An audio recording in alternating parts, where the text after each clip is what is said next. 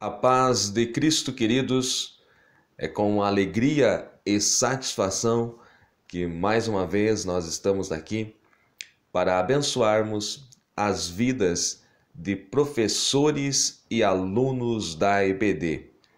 Se você está chegando agora a este canal, seja muito bem-vindo, inscreva-se neste canal e ajude-nos a espalhar a palavra de Deus. Nós estamos estudando neste segundo trimestre de 2017 o caráter do cristão. E tem sido lições maravilhosas que têm nos feito crescer a cada dia mais na graça e no conhecimento do Senhor Jesus.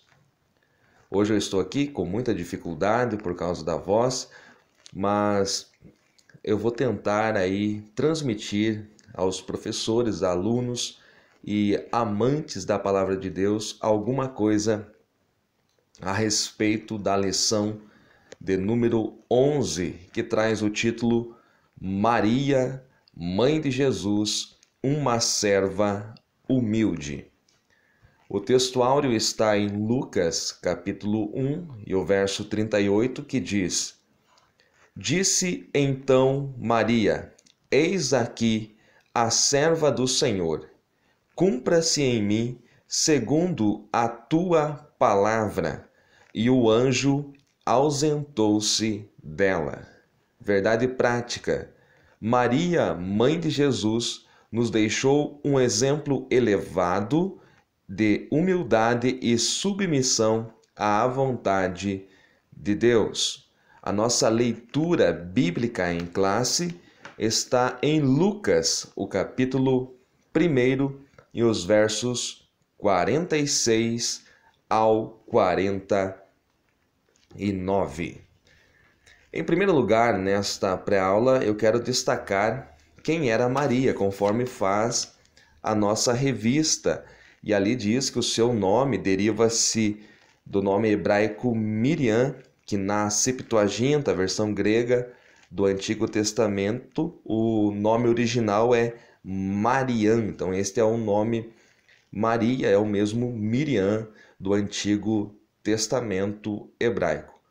Mas, em primeiro lugar, é necessário você entender o plano divino, onde Maria entra no plano divino, no plano da redenção. Todos nós sabemos que sem sangue não há remissão de pecados. O preço do resgate do homem este que havia caído lá no Éden, e depois de Adão, todos os homens que vieram também à semelhança de Adão pecaram. Para remir o homem era necessário sangue, mas não o sangue de bodes, não o sangue de ovelhas, de cabritos, de bezerros, não. Necessitava-se de sangue humano inocente. Olhando Deus para a terra, nenhum justo viu. O Salmo 14 diz que não há um justo sequer. Não havia homem que pudesse derramar sangue, sangue puro, sangue imaculado, sangue inocente, porque todos os homens, à semelhança de Adão, também pecaram. Então, qual era o plano divino? Aquilo que Deus havia prometido já em Gênesis capítulo 3, é que da semente da mulher viria um que pisaria a cabeça da serpente, e este seria aquele que resgataria o homem da sua maldade, do seu pecado.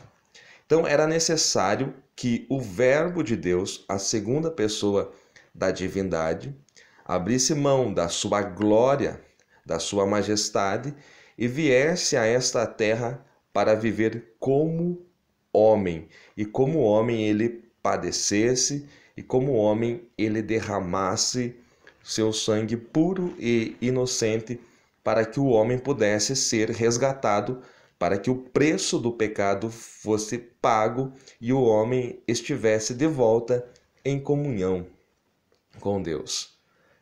Muito bem, para que o Verbo viesse, havia a necessidade do seu corpo, note bem o que eu estou falando, ser gerado. Então Deus precisava de alguém. É aí que entra a pessoa de Maria. Quem era Maria?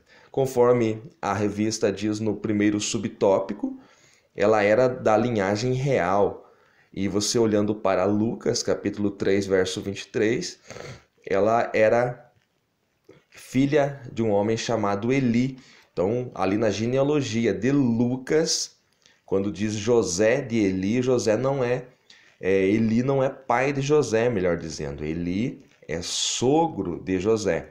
Porque se você olhar para a genealogia de Mateus, capítulo 1, e no verso 16, você vai ver que o pai de José, que vai ser o pai jurídico, o pai legal de Jesus, né? Não biológico, ele se chamava Jacó. Então, em Mateus, capítulo 1, verso 16, você vai ver que o pai de José, que seria o pai jurídico de Jesus, ele se chamava Jacó e não Eli. Como entender, então, a diferença na genealogia de Mateus capítulo 1 e de Lucas capítulo 3? Muito bem, não é tão simples assim, mas Mateus ele faz a genealogia por Salomão. Então, se você olhar para Mateus, anote aí, capítulo 1, verso 6, você vai ver que o filho de Davi citado ali é Salomão. Então, a genealogia de Jesus em Mateus capítulo 1 é por Salomão.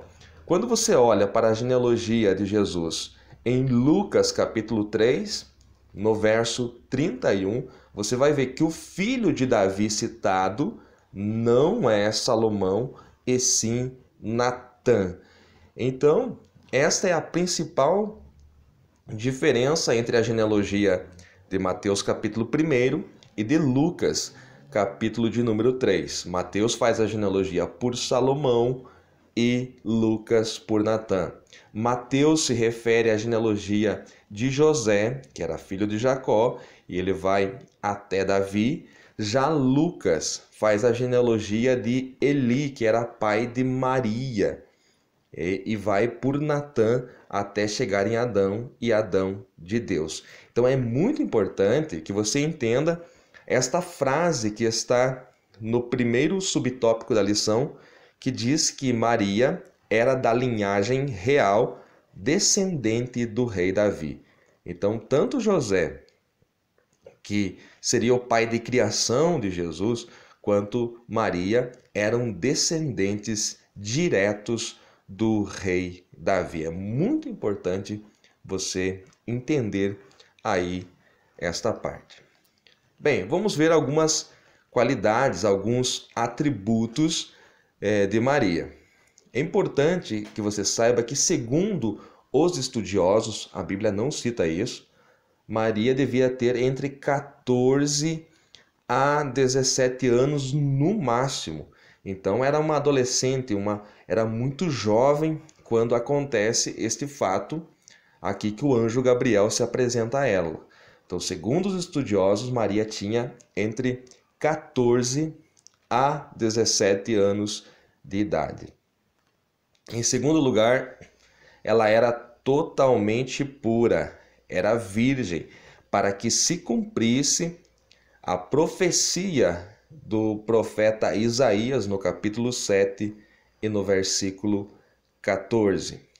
Em terceiro lugar, Maria achou graça diante do Senhor, conforme diz o texto de Lucas. Ela achou graça diante do Senhor. Ela não era, note bem, portadora da graça. A graça não emanava dela como muitos hoje, conforme a doutrina romana acredita. Esta é uma heresia. A graça não emanava dela. O que o texto diz, o texto de Lucas diz, é que ela achou graça diante do Senhor. E aquele em quem o Senhor acha graça, em que o Senhor dá da sua graça, que agrada aos olhos e ao coração do Senhor, é abençoado. Sempre que a Bíblia diz que um personagem achou graça diante do Senhor é porque ele foi abençoado ricamente. Você pode ver sempre na sequência. Em quarto lugar, eu coloco aqui que Maria foi humilde, como você pode notar na maneira como ela responde às palavras do anjo Gabriel. Ela foi submissa, conforme você nota no mesmo texto, e acima de tudo crente. Ela creu no sentido real, no sentido literal da palavra. Ela creu na palavra do anjo Gabriel. Ela até pergunta, como pode ser isso se eu não conheço o varão? Mas em momento nenhum ela duvida, ela sempre creu. Então nós aprendemos aqui que para sermos também instrumentos do plano divino para abençoar vidas, nós precisamos também crer, nós precisamos também ter fé. Para que Deus venha agir em nós de forma sobrenatural, para que possamos gerar frutos, para que possamos produzir no reino de Deus, nós precisamos, acima de tudo, crer, ter fé. Muito bem, o texto de Lucas, capítulo 1, verso 27, diz assim: a uma virgem, que o anjo Gabriel foi enviado, a uma virgem desposada com um homem cujo nome era José.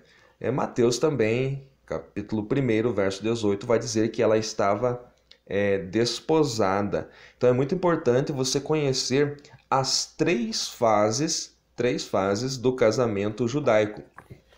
Em primeiro lugar, havia a promessa, quando os noivos ainda normalmente eram crianças, né? Não tinham, nem sabiam o que seria um casamento, então os pais prometiam entre eles. Esta era a primeira fase. Depois, o desposamento, quando ambos iam até os juízes na porta da cidade e firmavam ali um contrato, de maneira que se houvesse um rompimento, já seria através do divórcio. E a terceira fase era as bodas, né? Quando se comemorava aí 7 dias e depois os noivos, agora casados, iriam viver juntos. Então o desposamento ainda era para nós aqui um noivado. Eles ainda não habitavam juntos, não viviam juntos, mas legalmente, na lei judaica, equivalia a um casamento. De maneira que se a mulher se achasse grávida nesse período, né, havia o rompimento deste contrato, ou seja, ela era considerada adúltera, porque ela teve um relacionamento com outro homem, sendo já ligada a um homem pela lei escrita. Então, veja bem o risco que Maria corria ao achar-se grávida, ao estar grávida. Então, era motivo para ela temer, era motivo para ela ter também medo. Então, no verso 34 do capítulo 1, ela pergunta: como se fará isto, visto que não conheço homem algum? Aqui há um desejo sincero de Maria em entender o plano de Deus. Ela não está sendo incrédula, assim como foi Zacarias quando recebeu o mesmo anjo Gabriel e duvidou e disse: como pode acontecer isso se eu já sou velho? Isso é impossível de acontecer. Não, Maria não faz como Zacarias. Maria só quer entender o plano de Deus, visto que ela não conhece homem. Então é uma pergunta aqui sincera e não de incredulidade. E aí o anjo diz no verso 35, que é o verso mais lindo deste texto, creio eu, respondendo o anjo, disse-lhe: descerá sobre ti o Espírito Santo, e a virtude do Altíssimo te cobrirá com a sua sombra. Por isso também o santo que de ti há de nascer será chamado Filho de Deus. Então, Gabriel está dizendo que é o Espírito Santo que vai vir sobre ela, e através do Espírito Santo haverá nela uma obra sobrenatural, um milagre como nunca houve antes na história, nem nunca haverá. Um milagre, algo inédito que só Deus tem o poder para fazer, aconteceria na vida dela. E o mais incrível de toda essa história é que ela crê nisso, conforme mostra o verso 38, que é o nosso texto áureo. Ela diz assim: Eis aqui a serva do Senhor, cumpra-se em mim segundo a tua palavra. Eis aqui a serva, eu estou pronto para viver aquilo que o Senhor está falando. Eu sou uma serva. No grego aqui quer dizer escrava. Ela está dizendo que este milagre aconteça segundo a sua palavra, segundo tu estás falando. Então ela está dizendo aqui também que não importa as consequências que terá isto na sua vida, ela está pronta a viver aquilo que o Senhor delineou para ela, mesmo correndo risco de vida, mesmo correndo o risco de ter rompido o seu casamento, conforme você vê lá em Mateus capítulo 1, José intenta deixá-la secretamente, mas ele é avisado por Deus que aquilo que ela está gerando é um milagre, é uma obra do Espírito Santo. A parte final do verso 38 diz assim: E o anjo ausentou-se dela. Eu aprendo aqui que os anjos, eles são mensageiros, eles vêm, entregam uma mensagem e se ausentam, mas o Espírito Santo permaneceu com ela. O Espírito Santo é aquele que está com aquele que é nascido de novo em todos os momentos. Os anjos entregam a mensagem e vão, mas o Espírito Santo, ele permanece. Por que a concepção de Jesus não teve a intervenção do homem? Por que ele não poderia ser gerado, o seu corpo, através de uma relação normal? Esta é uma pergunta inquietante, também polêmica. Eu não quero ser polêmico, mas eu quero tentar te ajudar a entender este mistério. Porque a alma de Jesus Cristo já coexistia desde a eternidade. O que está sendo gerado no ventre de Maria é apenas o seu corpo para que ele estivesse nesta terra. Mas a alma, ela era coexistente, existe por toda a eternidade, desde a eternidade e para sempre, para todo sempre existirá. Então, o mesmo Jesus Cristo que nós estamos falando aqui é aquele que João fala no capítulo 1. No princípio era o verbo estava com Deus. É o mesmo que Paulo fala também, escrevendo a carta aos Colossenses, que todas as coisas foram feitas por ele, que ele é o centro de tudo. Você tomando aí o Evangelho de João, capítulo 1, que através dele todas as coisas foram criadas, tomando também aquilo que Paulo fala em Colossenses, você vai ver que ele existe por toda a eternidade, que ele é aquele que era, que é e que sempre será, e que todas as coisas foram feitas por ele. Então, a sua alma é eterna, é coexistente. Por isso que não havia necessidade de ele nascer de uma relação natural. Então, o homem natural, ele existe da seguinte maneira: corpo, alma, espírito, ou espírito, alma e corpo. A alma, ela é gerada já naquele momento em que o espermatozoide fecunda o óvulo. Ali já há uma alma, por isso que nós condenamos de forma veemente o aborto, não aceitamos o aborto, porque já há uma vida, já há uma alma, porque já foi fecundado um óvulo.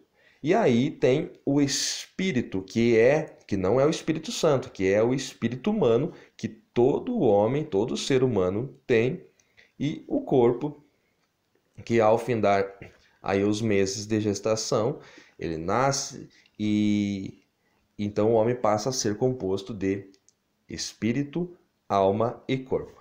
Jesus não é bem desta maneira, porque a sua alma, ela já é existente, já coexistia por toda a eternidade. E o Espírito Santo que o gerou no ventre de Maria é o mesmo que estará com ele por toda a sua vida e por todo o seu ministério. Então Jesus já tinha uma alma coexistente, que existia por toda a eternidade. O Espírito não era o EH, espírito humano, e sim próprio Espírito Santo que o gerou e que vivia com ele, que estava sobre ele, conforme ele mesmo apregoou, ali em Lucas capítulo 4, na sinagoga em Nazaré, e o seu corpo, este sim, é que foi gerado por Maria. Então Maria não é a mãe de Deus. Maria foi aquela que gerou o corpo do Jesus homem, mas a alma é pré-existente, existe por toda a eternidade. É importante você, amado irmão, entender isto para que não venhamos cometer erros como aquelas doutrinas que foram criadas por Roma, que Maria é a mãe de Deus que gerou Deus. Não, Maria não gerou Deus. Maria gerou o corpo de Jesus Cristo. A sua alma já existia por toda a eternidade. O Espírito era o próprio Espírito Santo que estava com ele. Isto é muito importante que você entenda e leve para a sua classe. Para finalizar, eu digo que é necessário ter coragem, fé, submissão e humildade para dizermos: cumpra-se em mim a tua palavra. Para produzirmos frutos e gerarmos dentro do reino de Deus, precisamos estar dispostos a deixar os nossos caminhos, a deixar as nossas vontades e a nos submetermos à vontade de Deus e a dizermos ao Senhor: cumpra-se em nós a tua palavra. Cumpra-se em mim, segundo a palavra que tu tens falado. É preciso coragem, é preciso fé para dizer as palavras que Maria falou em Lucas capítulo 1 e verso 38. Se você foi abençoado com esses conceitos, compartilhe nas suas redes sociais. Inscreva-se neste canal. Ajude-nos a espalhar e a divulgar a palavra de Deus. Eu vou deixar o e-mail para você se comunicar conosco, também o Facebook, se você ainda não é o nosso amigo. E não esqueça que nós temos aula para juvenis com o professor Juninho Espírito Santo, aula para juvenis, cada dia uma aula melhor do que outra. Agora está a aula aí, professor Juninho, Gabriel Mustafa e Reidner, meu amigo Reidner, estão aí juntos fazendo uma super aula que eu vou deixar o link na descrição do vídeo. Que Deus venha abençoar a todos ricamente em nome de Jesus.